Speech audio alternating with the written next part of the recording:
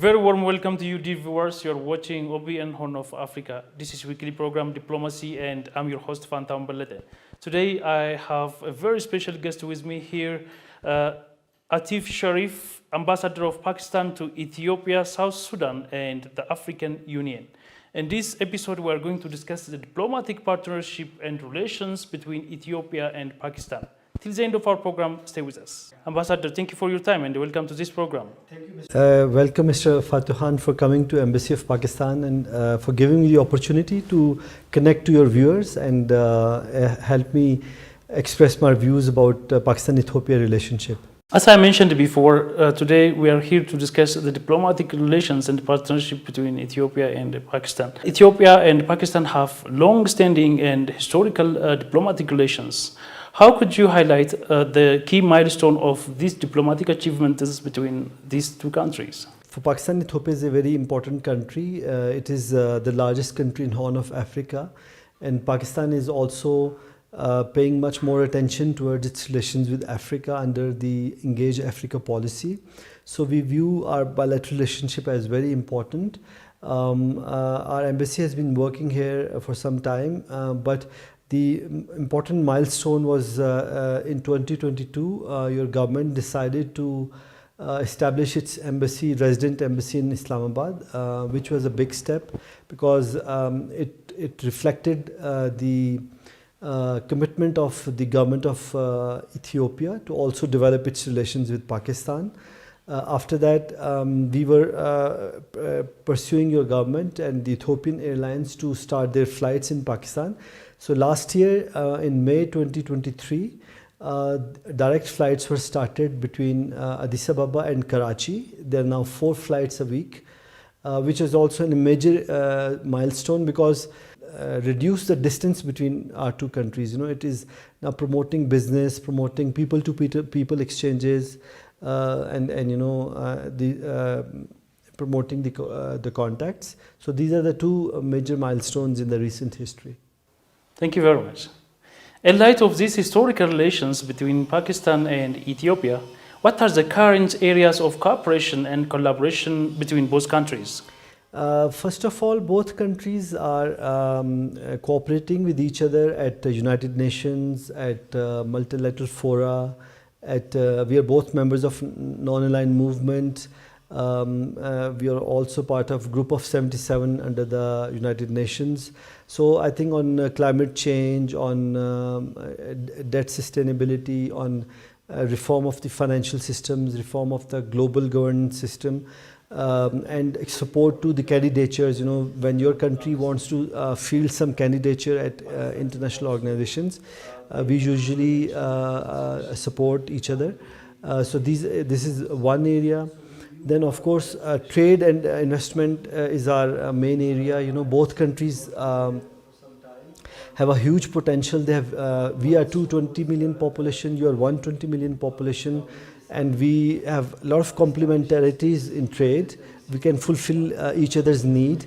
Ethiopia has a lot of raw materials, lot of resources, whereas Pakistan is now has a good industry.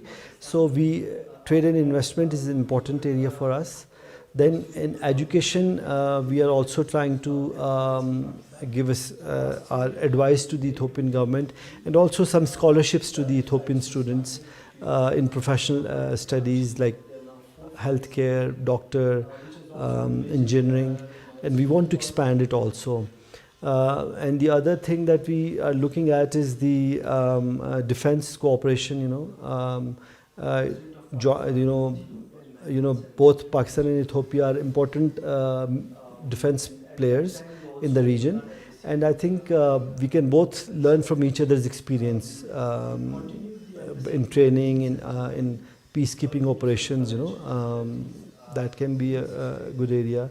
And then another important area that we are trying to promote is parliamentary cooperation, because Ethiopia is a democracy and Pakistan is also a democracy, and we both need to learn, we both need to share our experience and connect with each other to be an engine of stability in the region, and to promote democracy in the region, So these are a few areas, but of course we are looking at other areas also that are our priorities right now.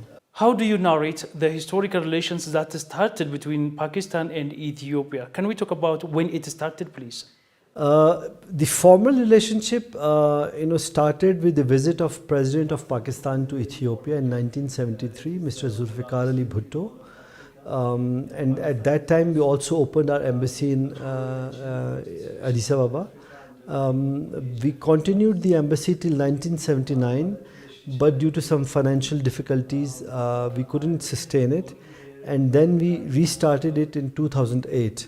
So we are now operating in Ethiopia since 2008. But besides this high-level visit, there have been regular visits and meetings on the sidelines of United Nations General Assembly, international conferences like recently Belt and Road Initiative. There's a Belt and Road Forum. So on the summit of Belt and Road Forum, the leaders have been meeting each other. So there has been a constant interaction at different levels. Let me come to the cultural exchange. How has the exchange of cultural and educational initiatives between Ethiopia and Pakistan contributed to the bilateral relations?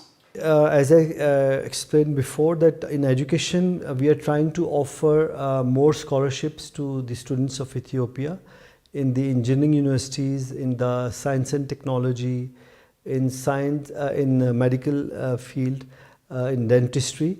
So we are hoping to sign an MOU so that this program and this cooperation becomes sustainable.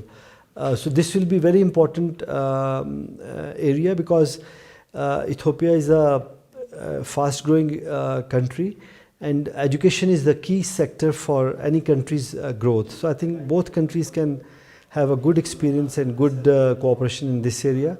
As far as culture is concerned, we are trying to introduce Pakistani cuisine in Ethiopia, Pakistani costumes in Ethiopia, and Pakistani music in Ethiopia. We are talking with the Ministry of Culture and Tourism and Sports to have more regular programs on these issues. Because Pakistani food and culture is quite rich. Because it's a mixture of Central Asia, Iran, India, the former the Mughal India, and also Turkey and other places. So and likewise Ethiopian culture. I like, for example, your Bunna ceremony a lot, and there's simplicity and good tradition. So we are working with your embassy in Islamabad to have these kind of interactions. And one best way to promote it is to have more tourism. Ethiopia is full of tourist attractions like ecotourism, and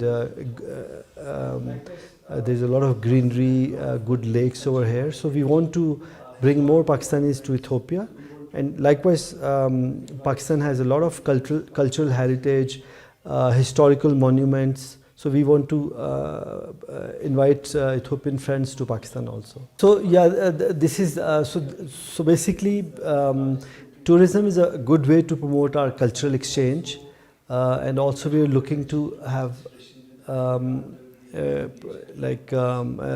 proper programs to promote to our culture.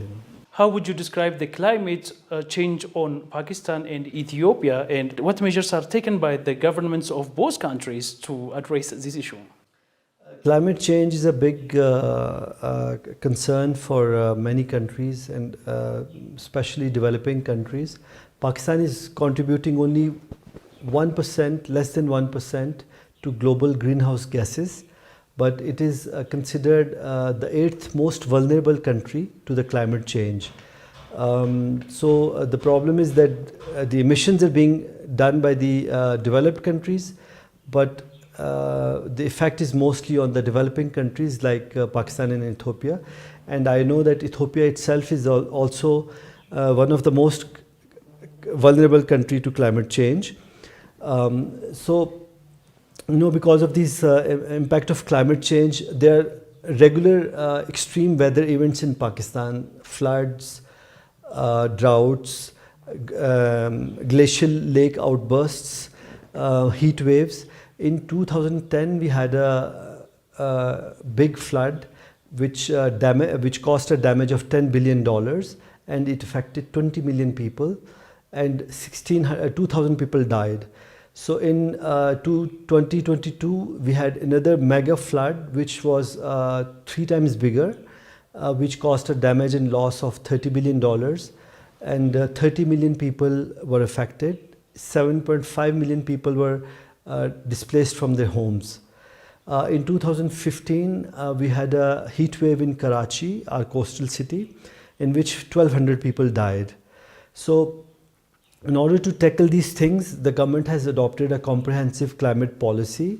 There are different elements of that policy. The first element is now when whatever infrastructure we are building it climate resistant infrastructure. Secondly, we are making big efforts to climate proof and adapt the existing infrastructure. For example, National Highway Authority of Pakistan is making a study of the highways and checking how much vulnerable they are to climate events, and trying to improve their climate vulnerability to make them resilient to, let's say, floods or any other things. Similarly, we are climate proofing the irrigation system, because the canals, the barrage, the dams, so we are making them more resilient towards climate. And the other thing that we are doing is we are improving our disaster risk reduction system. For example, if a disaster strikes you, then you should have the ability to do the rescue, to the early response, emergency response. We are improving our early warning system. We have set up state-of-the-art weather monitoring station with the help of Chinese government. We have also have a disaster fund which is now available to help these things. And then another thing which Ethiopia is also doing, that we have community initiatives.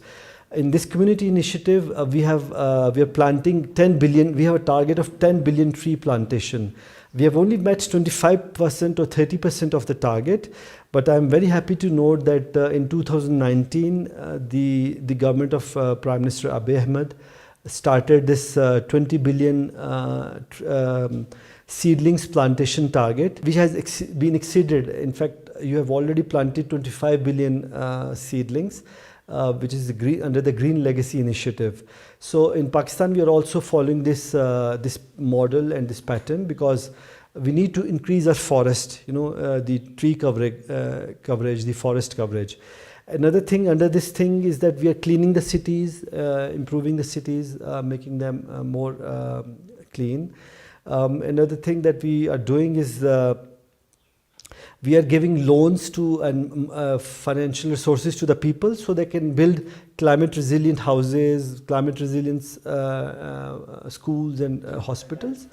And one other thing is that we are accessing the global climate finance, like this Green Climate Fund, GCF, to build new projects like urban transportation project based on green technologies, LNG, CNG based buses, monorails based on renewable energy. So we are using this Green Climate Fund to have these kind of projects.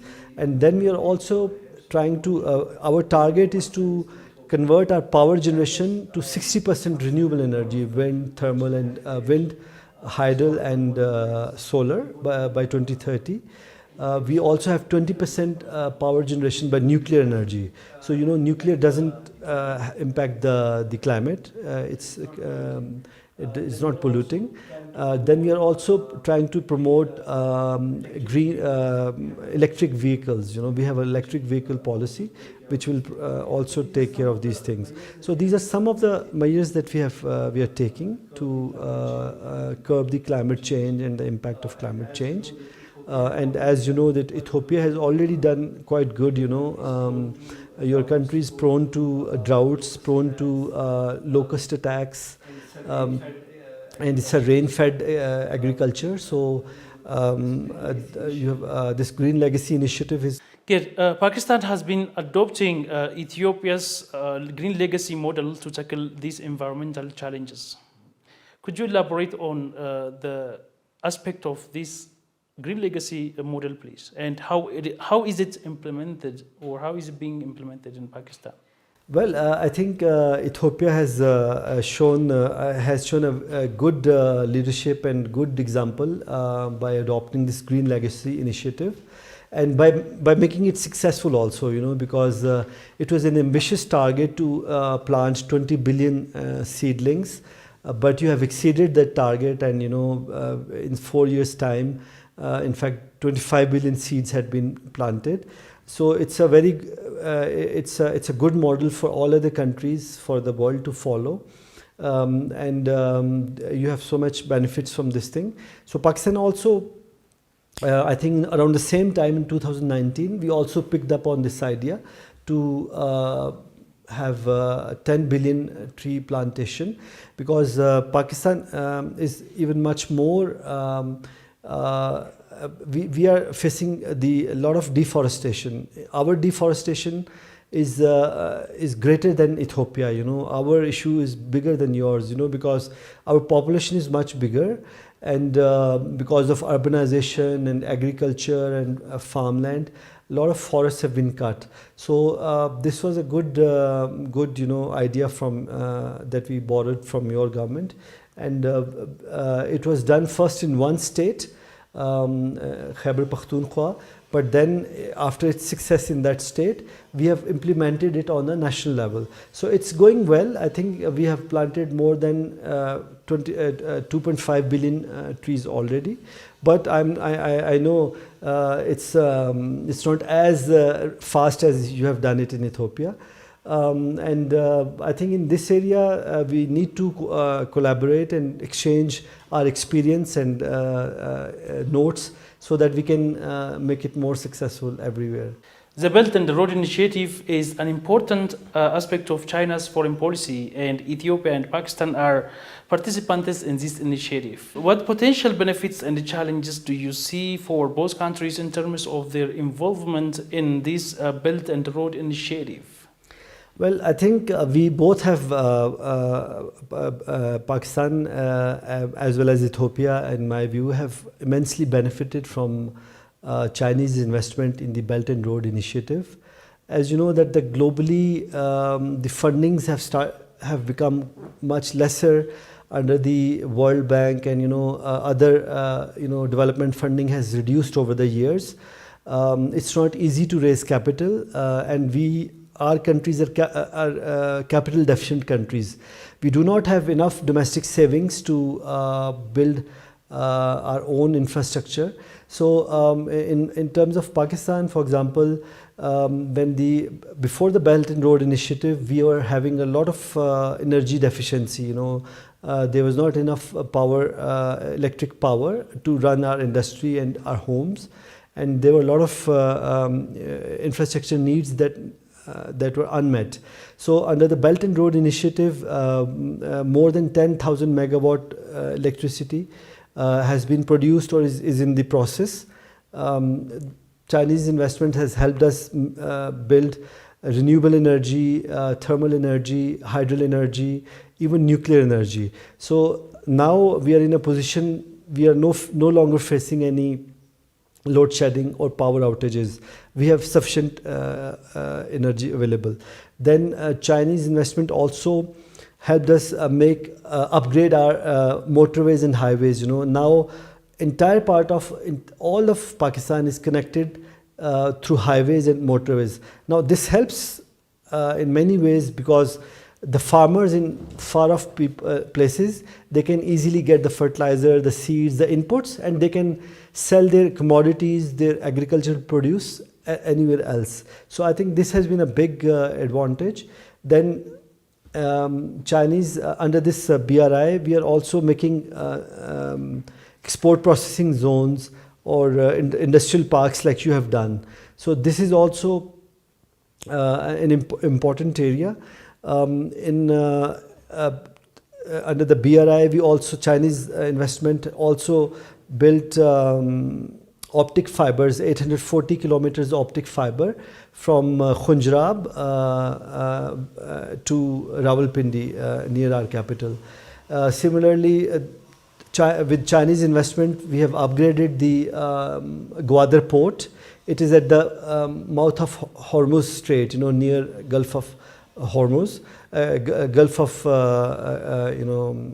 Persian Gulf. It's near Persian Gulf. So the idea is that the Middle Eastern oil will be transported there, and from there through road and trains, it will be transported to China. Now the opportunity, these are the big opportunities that we have availed, but the real thing is that now we have this so much investment, but we have to return it. We have to pay back the amount of, because it's coming in foreign currency, it's a debt, so we have to repay it. Now the smart thing for us to do is to get the investment that will help us improve our industrial capacity, that will help us improve our agricultural production, that will help us improve our productivity. Then we will be able to increase our exports, increase our GDP, and repay the loan very easily. So this is where I see that we need to focus on this thing also. All right. Ethiopia has recently undergone economic and political reforms. How do you see the impact and opportunities of these reforms on bilateral relations of both Pakistan and Ethiopia? We are encouraged by the ongoing reforms by the government of Ethiopia. For example, Prime Minister Abiy Ahmed has tried to open up the Ethiopian economy. Recently, they passed some legislation, so now foreign investment is being encouraged in the banking sector. Foreign investment is being encouraged in the certain sectors which were closed before. For example, in the retail sector, in the wholesale sector, even the foreign investors can export commodities like coffee from Ethiopia. I think this will be this will pave the way for more competition in Ethiopia, because I'll give you an example. Like in Pakistan, we have McDonald's there, we have KFC there, the food chains, and what is the benefit in the short term? Naturally, people come, foreigners come, they earn money, they send back the dollars. So you have an outflow. But gradually your own people, they become smart, they learn those techniques, those management techniques, and then they try to improve those things. For example, Pepsi and Coca-Cola are, Pepsi started production of Lay's chips in Pakistan. So what happened that they were selling to Pakistan in a certain way. It's not contributing to export industry because you're not exporting the Lay's, but then gradually they have built the backward linkages. Now Lay's is produce. They have trained Pakistani potato growers, and all the potato is being produced from Pakistan. And now the quality of potato has improved a lot. Now Pakistani potato is one of the best potatoes in the world now because of this thing, and a lot of this Lay's chips is being exported also. So what I'm trying to say is that when you have competition, when you have foreign companies coming into your country, they bring knowledge, they bring skills, they bring new techniques. And our own food companies are becoming they're already multinationals, So this is because of competition. In the retail sector, for example, also there are foreign companies in Pakistan, and when foreign companies will come in Ethiopia, maybe Pakistani companies also, this will bring the prices down and bring a lot of rewards for Ethiopian consumers. All right, thank you. Pakistan and Ethiopia are both members of various regional and international organizations. How do you see these memberships contribute to strengthening cooperation and coordination between the two countries? Pakistan and Ethiopia are both part of the global south and the developing countries, so they are members of many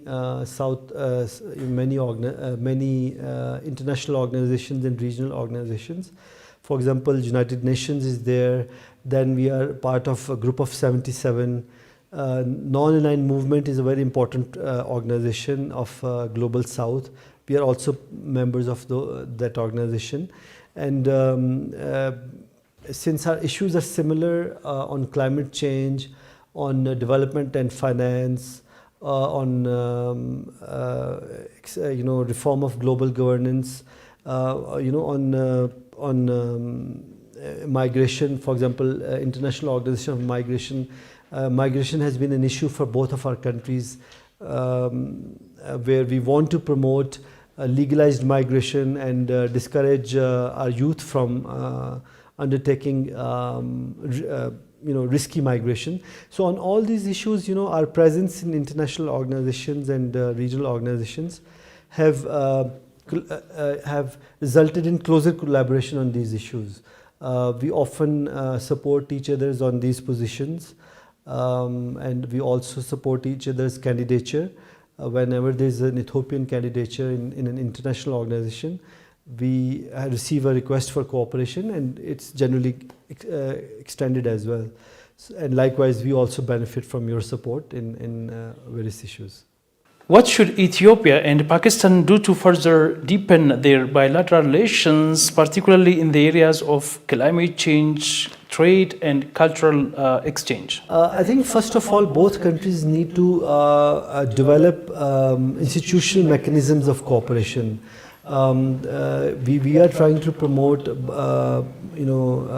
both sides are eager to establish bilateral political consultations, as well as have memorandums of understanding in these areas, which will allow for a sustained and a programmed,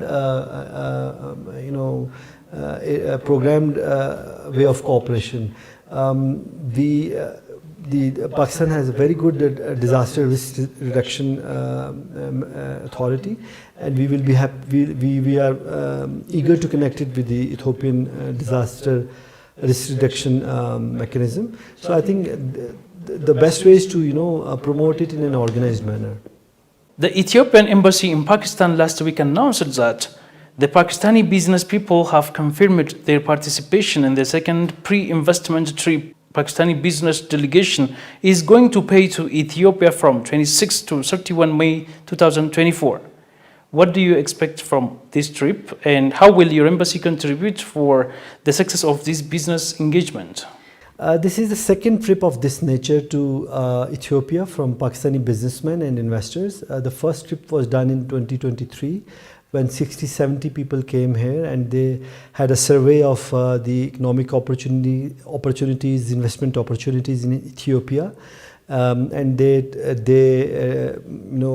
went back and started work on this thing. So I think Ethiopia is this visit will bring Ethiopia on the radar of our Pakistani businessmen, and they will re-examine the investment opportunities here, and they will try to connect and have joint ventures with Ethiopian businessmen in different fields. For example, Ethiopia has a good economic potential and investment opportunities in chemicals, in fertilizer, in pharmaceuticals, in textile, in food processing, in agriculture. So I'm sure that Pakistani companies would find some good partners to set up their business in Ethiopia. But also our companies want to export to Ethiopia, in the beginning, and then move on towards investment. If you have something to add, please do. I just want to emphasize that Pakistan and Ethiopia are two great countries, very important players in the region, and this is our relationship is at as a takeoff stage, but there's a lot of room for cooperation, and especially I want to emphasize cooperation in education, in healthcare sectors, in services sector, where we can really help each other in growing. Ambassador, thank you for your time. Thank you for coming. Dear viewers, this brings us to the end. Thank you for watching, and stay connected with other programs of OBN Horn of Africa.